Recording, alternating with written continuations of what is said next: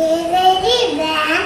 Good morning to our honorable principal, all teachers, parents, and our mature schoolmates. I am Devna R. Today, I am going to present a speech on self-confidence. Self-confidence is very important in our life. It is the foundation for success and happiness in all aspects of life. Self-confidence grows by gaining knowledge. It is also called the key to success. It gives us energy to do any work.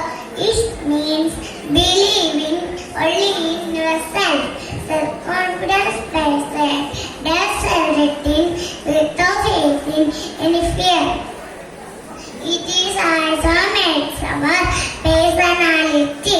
Some days failure lowers our self-confidence, but we should believe in ourselves. Everyone should be self-confident. I am also self-confident.